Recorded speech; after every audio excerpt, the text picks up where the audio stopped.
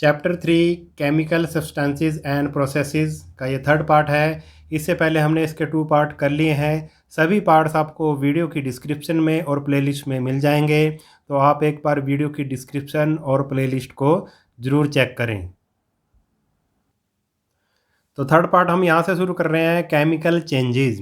In the previous class we have learn that substances can undergo different type of changes. हमने पिछली classes में पढ़ा है कि जो सब्सटेंसेस हैं वो अलग अलग डिफरेंट टाइप ऑफ उनमें चेंजेस होते हैं। We have also learn that these changes may be slow और फास्ट, रिवर्सिबल और इरिवर्सिबल, फिजिकल और केमिकल। और जो भी सब्सटेंसेस में चेंज होते हैं वो स्लो हो सकते हैं, फास्ट हो सकते हैं, रिवर्सिबल हो सकते हैं, इरिवर्सिबल हो सकते हैं, फिजिकल या केमिकल चेंज हो सकते हैं। अब आगे एक्टिविटी दे रखी है, classify the changes given below into suitable categories. हमने बतानी है कि कौन कौन से इसमें चेंजेस होंगे। नेम ऑफ चेंज है, मेल्टिंग ऑफ आइस है, बताना है फिजिकल है या केमिकल चेंज है, स्लो है, फास्ट है, रिवर्सिबल है या इरिवर्सिबल है।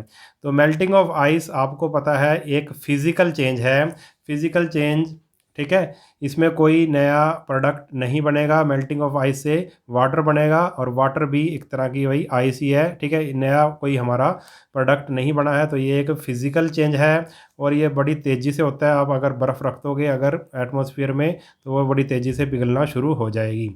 और रिवर्सिबल और रिवर्सिबल है नहीं, ये है रिवर्सिबल, यानी कि जैसे मेल्ट किया, जब बर्फ़ मेल्ट होगी तो वो वाटर बनेगी, फिर वाटर को हम दोबारा से बर्फ़ वाटर को जमा कर दोबारा से हम बर्फ़ प्राप्त कर सकते हैं, तो उसको बोलेंगे हम रिवर्सिबल। इसको रिवर्स किया जा सकता है, दोबारा से अगर वही चीज़ हमें मिल जाए तो हम कहेंगे कि वो रिवर्सिबल चेंज है। तो सेकंड है बर्निंग ऑफ कैंडल। बर्निंग अगर मोमबत्ती जलाई जाए तो वो क्या है, एक केमिकल चेंज है, ठीक है। क्योंकि मोमबत्ती जब जल जाएगी पूरी तो दोबारा से हमें मोमबत्ती नहीं मिल सकती। तो बर्निंग ऑफ कैंडल क्या है, एक केमिकल चेंज है और इससे नया प्रोडक्ट, और ये बड़ी तेज़ी से होता है, फास्ट है ये, और इससे नया प्रोडक्ट बनेगा, ठीक है। केमिकल चेंज में नया प्रोडक्ट बनता है, जैसे कि मोमबत्ती को जलाएंगे तो क्या होगा भाई, धुआं आएगा, ठीक है, कार्बन डाइऑक्साइड वगैरह बनेगी, ठीक है, राख और मतलब कार्बन डाइऑक्साइड वगैरह बनेगी। तो ये क्या है भाई, ये एक इरिवर्सिबल चेंज है। मोमबत्ती जब एक बारी जल जाए तो दोबारा से उससे हम धुएं से दोबारा से मोमबत्ती नहीं प्राप्त कर सकते, तो ये एक इरिवर्सिबल चेंज है। कर्डलिंग ऑफ मिल्क, दही का, दूध से दही का जमना, ये एक केमिकल चेंज है, ठीक है। और देखो, एक बारी दूध से दही बन जाए फिर दोबारा से दही से हम दूध प्राप्त नहीं कर सकते, ये एक केमिकल चेंज है और ये स्लो होता है, दही जमने में 7-8 घंटे लगते हैं। और इरिवर्सिबल, इरिवर्सिबल है, ये क्या है, इरिवर्सिबल है, यानी कि दोबारा से हम दही जब एक बार जम जाए तो दूध प्राप्त नहीं कर सकते, तो ये एक इरिवर्सिबल चेंज है। ब्रेकिंग ऑफ ग्लास क्या है, ब्रेकिंग ऑफ ग्लास क्या है, एक फिजिकल चेंज है, ग्लास टूटने से कोई नई चीज़ नहीं बनेगी, ठीक है।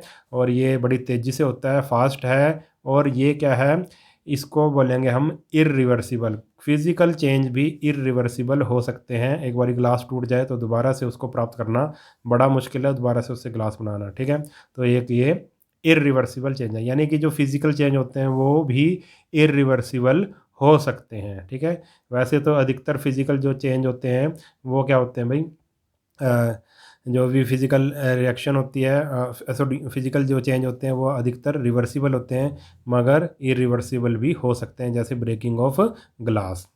अब आगे हम पढ़ेंगे, we have already learned that in a physical change. हमने देखा कि भी फिजिकल चेंज में क्या होता है, द सब्सटेंस में undergo A change in physical state. जो फिजिकल चेंज में क्या होता है, सब्सटेंस जो होता है उसकी फिजिकल स्टेट में चेंज होता है, जैसे कि उसकी शेप बदल गई है, साइज बदल जाए या कलर बदल जाए। But it does not change into another substance, मगर वो अनदर दूसरे सब्सटेंस में, यानी कि इसमें नया सब्सटेंस नहीं बनता। ड्यूरिंग ए केमिकल चेंज, और केमिकल चेंज में क्या होता है, a substance changes into another substance, जो सब्सटेंस होता है वो दूसरे सब्सटेंस में चेंज हो जाता है। When suitable substances are mixed in appropriate amount, जब कुछ सब्सटेंस एक सही रेशो में, सही एप्रोप्रिएट अमाउंट में मिक्स किए जाते हैं, दे में undergo chemical interaction resulting in the formation of a new substance. फिर उनके बीच में क्या होती है अभी, केमिकल इंटरेक्शन होती है और फिर एक नया सब्सटेंस बनता है। फॉर एग्जांपल, इसने एग्जांपल दिया, when iron comes in contact with moisture and air, जब लोहा जो होता है वो जब मॉइस्चर यानी कि नमी और एयर के जब कांटेक्ट में आता है, इट गेट्स रस्टेड, इस पे क्या रस्ट लग जाती है, जंग लग जाता है। ठीक है, तो जो आयरन है वो अलग चीज़ है, एयर और मॉइस्चर वो अलग चीज़ है। ठीक है, इन दोनों की रिएक्शन से क्या होगा, इनकी रिएक्शन से क्या होगा, एक नई चीज़ बन जाएगी। ठीक है, आयरन, मॉइस्चर और एयर की रिएक्शन से एक नई चीज़ बनेगी, उसको बोलेंगे रस्ट। ठीक है, और ये जो रस्ट है वो आयरन नहीं है। ठीक है, ये नया ही हमारे पास एक सब्सटेंस मिल गया। ठीक है, तो केमिकल जो चेंज होता है उसमें हमें नया सब्सटेंस मिलता है।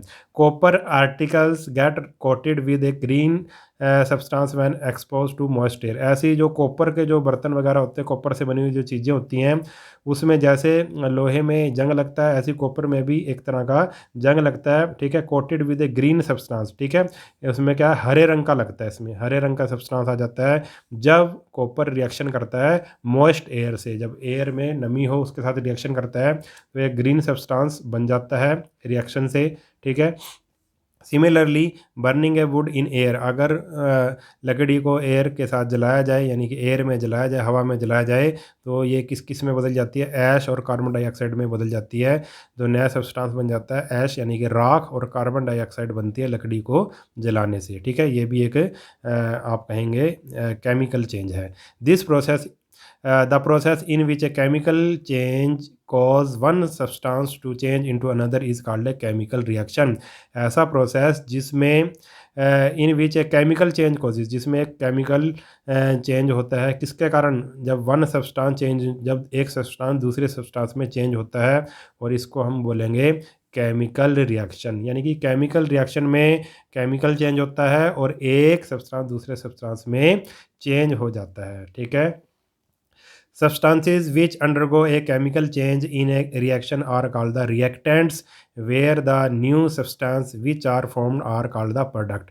जो भी chemical change in A reaction, जो भी रिएक्शन होती है जिस केमिकल चेंज होता है, ठीक है, इन विच अंडरगो, जिसमें केमिकल मतलब चेंज होता है, उनको बोलेंगे हम रिएक्टेंट्स, और जो हमें नई चीज़ मिलती है उसको बोलेंगे हम प्रोडक्ट। ठीक है, जैसे कि आयरन, मॉइस्चर और एयर, ये तीनों क्या थे, आयरन, मॉइस्चर और एयर, ये तीनों क्या थे, रिएक्टेंट थे। इन तीनों में आपस में क्या हुई भाई, रिएक्शन हुई, आयरन, मॉइस्चर और एयर मिलके रिएक्शन हुई, तो हमें क्या मिला भाई, रस्ट मिला। ठीक है, जंग मिला, ये क्या है, प्रोडक्ट है। ठीक है, ये आपस में ये तीनों क्या है, रिएक्टेंट है, और जो हमें चीज़ मिली है, यानी कि जो चीज़ मिली है उसको हम बोलेंगे प्रोडक्ट। ठीक है, आगे आगे भी केमिकल इक्वेशन क्या होती है। We have learned about the chemical substances can be represented by appropriate symbol. हमने अभी पढ़ा है कि भाई जो केमिकल सब्सटेंस हैं उनको अलग अलग सिंबल से हम दिखा सकते हैं। A chemical reaction occurring between different substances can also be represented by using appropriate symbol and formula. और जो एक केमिकल रिएक्शन होती है उसको भी हम अप्रोप्रिएट सिंबल और फार्मूले से दिखा सकते हैं। The representation of A chemical reaction using symbol and formula of substances involved in the reaction is called the chemical equation। जो भी हम representation of a chemical reaction को जब दिखाएंगे सिंबल का यूज़ करके, फॉर्मूले का यूज़ करके, उस सब्सटेंस की जो उसमें इन्वॉल्व है उस रिएक्शन में, तो उसको बोलेंगे हम chemical equation. When we write a chemical equation, we put the symbol of the reactant on the left hand side and those of the product of the right hand side। अब जब हम एक chemical equation बनाएंगे, जिन के बीच में reaction हो रही है, जो रिएक्टेंट है उनको लेफ्ट हैंड साइड में रखेंगे, और जो हमें प्रोडक्ट मिला है उसको हम राइट हैंड साइड में रखेंगे। An arrow is put between them as shown below, और उनके बीच में हम एक रिएक्शन का क्या लगा देंगे, एरो ऐसे लगा देंगे। इधर तो आ जाएंगे रिएक्टेंट और इधर आ जाएगा प्रोडक्ट। ठीक है, जैसे हमने वो आयरन वाला किया था, इधर आ जाएगा iron plus moisture plus air. ठीक है, और इधर आ जाएगा हमारे पास क्या मिला है, हमें रस्ट मिली है, जंग मिली है, प्रोडक्ट। ठीक है, the physical state of the reactants and product is written in bracket along with their symbol. और उनकी फिजिकल स्टेट भी हम दिखा सकते हैं, रिएक्टेंट की फिजिकल स्टेट और प्रोडक्ट की फिजिकल स्टेट भी हम दिखा सकते हैं। आगे आप एग्जांपल देखेंगे तब आपको क्लियर हो जाएगा। The letter s is use to denote solid state. अगर उसकी फिजिकल स्टेट दिखानी, अगर सॉलिड है वो तो एस लिख देंगे उसके साथ small S.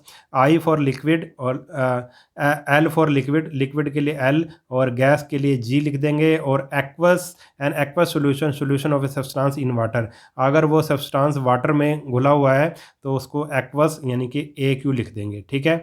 For example when carbon and oxygen react with each other, example दे रखा है जब कार्बन और ऑक्सीजन रिएक्ट करती है एक दूसरे के साथ तो कार्बन डाइऑक्साइड बनती है। ठीक है, as a product. This reaction is represented as chemical equation as follow. ठीक है, ये दोनों क्या है, रिएक्टेंट हैं। कार्बन क्या है, सॉलिड है तो एस लिख दिया। ऑक्सीजन क्या है, गैस है तो जी लिख दिया इसके साथ। जब इन दोनों की रिएक्शन हुई, ये क्या है, रिएक्टेंट है। जब इन दोनों की रिएक्शन हुई, ये तीर का निशान से लगा दिया तो हमें प्रोडक्ट क्या मिला, ये प्रोडक्ट है। देखो लेफ्ट हैंड साइड, ये लेफ्ट हैंड साइड है और ये राइट हैंड साइड है। लेफ्ट हैंड साइड में रिएक्टेंट्स लिखेंगे और राइट हैंड साइड में हम प्रोडक्ट लिखेंगे। तो हम जब इन दोनों की रिएक्शन हुई तो हमें प्रोडक्ट मिला CO2, हमें एक गैस मिली कार्बन डाइऑक्साइड, तो हम लिख देंगे जी। ठीक है, तो ये था। आगे है भाई balancing of chemical equation. Chemical equation को हमने बैलेंस कैसे करना है अब हम सीखेंगे।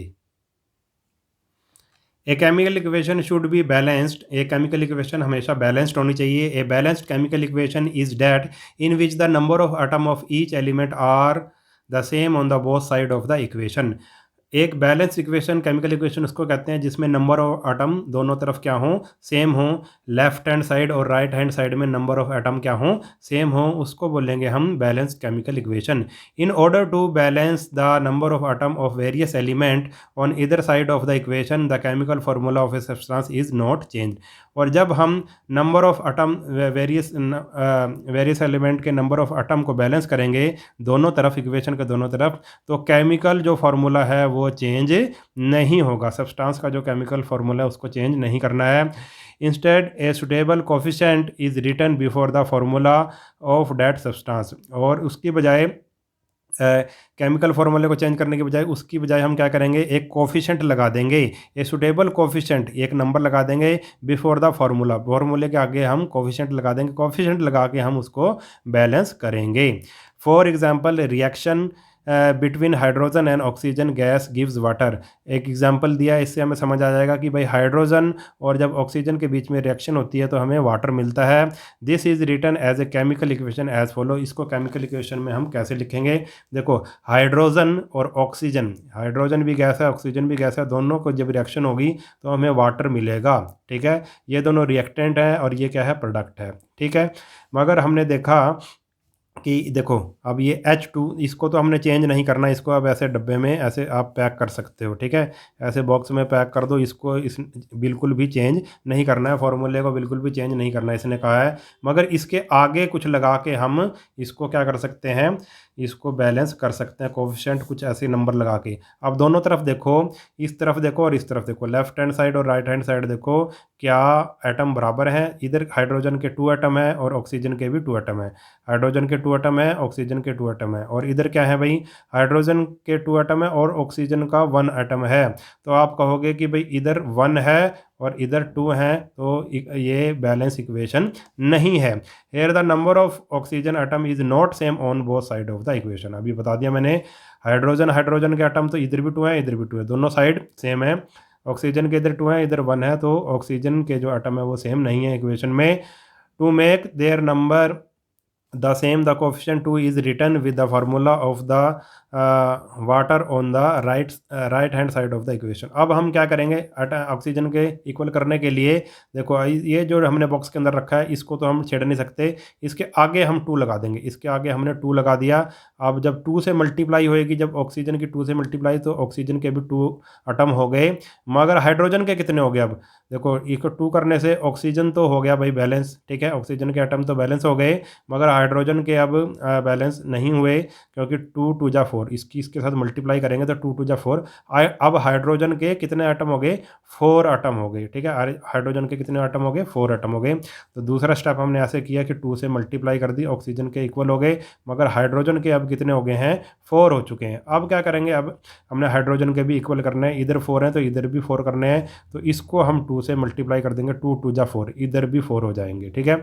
Now we need to balance the number of hydrogen atom, for this the coefficient 2 is written, ठीक है। अब हाइड्रोजन के इक्वल करने हैं क्योंकि 2 टू जा 4 हो चुके हैं, तो हम इधर 2 से मल्टीप्लाई कर देंगे तो 2 टू जा 4। अब इधर भी हाइड्रोजन के 4 हो गए, ऑक्सीजन के 2 हैं, ठीक है। इधर इधर भी हाइड्रोजन के 4 हैं, ऑक्सीजन के 2 हैं, तो हमने 2 से मल्टीप्लाई कर दी with the formula of hydrogen on the left hand side of the equation we now get. अब इसको 2 से मल्टीप्लाई कर दी, प्लस O2 जी, और हमें क्या प्रोडक्ट मिला? 2H2O, ठीक है। तो अब देखो सेम हो गया, बैलेंस हो गया। इधर कितने हैं? 2 टू जा 4, हाइड्रोजन के 4 हैं और इधर भी हाइड्रोजन के 4 एटम है। इधर ऑक्सीजन के 2 एटम हैं और इधर भी 2 को O से मल्टीप्लाई करेंगे तो ऑक्सीजन के 2 एटम, इधर भी 2 हैं। तो हमारी ये जो इक्वेशन है वो बैलेंस हो चुकी है। This is now the required balance chemical equation for the reaction, ठीक है। एक एग्जांपल और ले लेते हैं। जब सोडियम और क्लोरीन की आपस में रिएक्शन होती है तो सोडियम क्लोराइड बनता है, ठीक है। हमारे पास ये था, सोडियम और क्लोरीन की जब रिएक्शन होती है तो सोडियम क्लोराइड हमें मिलता है। ये ऐसे बॉक्स में बंद कर दिया, इसको भी बॉक्स में बंद कर दिया और इसको भी बॉक्स में हमने बंद कर दिया, ठीक है। इसको अंदर वाले को नहीं छेड़ेंगे, बाहर से मल्टीप्लाई करेंगे। अब देखो इधर सोडियम के कितने हैं? 1 एटम है, क्लोरीन के कितने हैं? 2 एटम है, क्योंकि Cl2 है तो 2 एटम है। और इस साइड सोडियम के 1 एटम है और क्लोरीन के 1 एटम है, ठीक है। तो इधर क्लोरीन के 2 हैं, देखो सोडियम सोडियम तो इक्वल ही हैं दोनों तरफ, मगर इधर क्लोरीन के 2 हैं और इस साइड क्लोरीन के 1 है, तो क्लोरीन के इस साइड भी हमने 2 करने पड़ेंगे, तो 2 से कर दी हमने मल्टीप्लाई। 2 से मल्टीप्लाई कर दी तो 2NaCl हो गया इधर। अब देखो क्लोरीन, इधर भी क्लोरीन के 2 एटम है और इधर भी 2 से मल्टीप्लाई करेंगे तो क्लोरीन के 2 एटम हो गई। मगर अब जो ये सोडियम है, सोडियम के 2 एटम इधर हो गए, ये 2 इससे भी मल्टीप्लाई करेगा Na से, तो इधर सोडियम के 2 एटम हो गए, तो इधर भी हमें 2 करने पड़ेंगे, ठीक है, इक्वल करना पड़ेगा। तो इसको हम 2 से मल्टीप्लाई कर देंगे, तो इसको भी हमने 2 से मल्टीप्लाई कर दिया। 2Na प्लस Cl2 क्या मिला हमें? 2NaCl, ठीक है। तो इस तरह से हमने केमिकल जो इक्वेशंस हैं उनको बैलेंस करना है। इस वीडियो में हम इतना ही करेंगे। अगर वीडियो आपको अच्छा लगा है तो चैनल को सब्सक्राइब कर लेना और वीडियो को अपने सभी दोस्तों के साथ शेयर ज़रूर कर देना। मिलते हैं नेक्स्ट वीडियो में, तब तक के लिए नमस्कार।